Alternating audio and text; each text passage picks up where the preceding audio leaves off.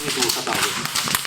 Kemudian Langkawi ඉතිහාසය පිළිබඳව කතා කරනකොට ලංකාවේ ප්‍රදේශානුගත ඉතිහාසයේ විවිධාකාර කතන්දර වලින් ගහනක්. ඉතින් ඒ ජනප්‍රවාද කතන්දර තිබෙනවා, මූලාශ්‍රගත තොරතුරු තිබෙනවා, අභිලේඛනමය තොරතුරු තිබෙනවා, පුරාවිද්‍යාත්මක වශයෙන් සනාථ කරගත්තු තොරතුරු තිබෙනවා. ඉතින් බලහරුව කියන්නේ පහළ වූ විල්ලස්සේ තිබෙන තවත් සුවිශේෂීම ගම්භීරසක් මේ බලහරුව ප්‍රදේශය විතරක් නෙමෙයි විල්ලස්ස සමස්ත විල්ලස්ස ප්‍රදේශයේම අතීතයේ අපි දන්නවා වසර 2000ක විතර ඉතිහාසයකට නෑකම් කියනවා. විශේෂයෙන්ම වලගම්බා රාජ්‍ය සමය දක්වා අපි කතා කරමු. වලගම්බා රජතුමා මුලින්ම රාජ්‍යත්වයටපත් වෙන්නේ ක්‍රිස්තු පූර්ව 103 දී. 103 රාජ්‍යත්වයටපත් වුණාට පස්සේ වලගම්බා රජතුමාට එල්ල වෙනවා දකුණු ඉන්දියාවේ ද්‍රවිඩ ආක්‍රමණිකයින් පිරිසකගේ ආක්‍රමණයෙන් ගොදුරු වෙන්න සිද්ධ වෙනවා. සාටිය, පීඨේ, පිළේමාර, පනේමාර, කුල්ලහස්ස, තිරීතර, බාවිය කියලා සත්‍රවිඩ 7 දෙනෙක් අනුරාධපුරේ ආක්‍රමණය කරනවා. ඒ වෙලාවේ වලගම්බා රජතුමාට සිද්ධ වෙනවා තමන්ගේ රාජ්‍යත්වය අතහැරලා පලා යන්න.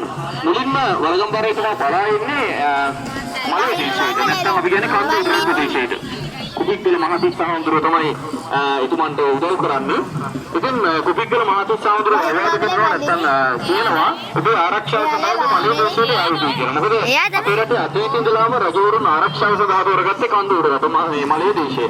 ඉන් අනතුරුව මලේ දේශයේ ඉඳලා ඔබේ මලේ දේශය කියන්නේ ජන ශූන්‍ය ප්‍රදේශයක්, එළවලු ප්‍රදේශයක් නිසා නැවත රාජ්‍යත්වය ලබා ගන්න නම් ජන සම්මතයක් රජුට හදාගන්න අවශ්‍යයි.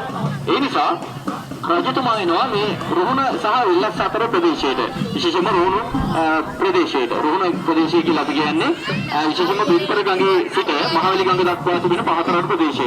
ඒ කියන්නේ අපිත් ඉන්නේ මේ වලවි ගඟ මිටි අවතර සහ කිරිබිය මිටි අවතර අතර ප්‍රදේශය නිසා මේකත් මේ විල්ලස් ප්‍රදේශයට නැත්නම් රුහුණට අයිති වූ ප්‍රදේශයක්.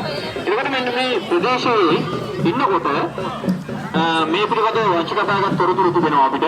මහා වංශයේ පැහැදිලි තොරතුරු තිබෙනවා. වලගම්බා රජතුමා සංගමයේ සිටිය බව රුහුණේ. ඒකට රුහුණේ හැංගිලා ඉන්න කාලේ රුහුණේ හිටපු ඇමතිවරේ උදව් කරනවා රජතුමාට. තනශිව ඇමතියා කියලා. මේ තනශිව ඇමතියා උදව් කරනවා රජතුමාගේ ආරක්ෂාව සඳහා. නමුත් පස්සේ තනශිව ඇමතියා සමග ඇතිවෙච්ච ගැටුමක ප්‍රතිඵලයක් වශයෙන් තනශිව ඇමතියා මරණයටපත් වෙනවා.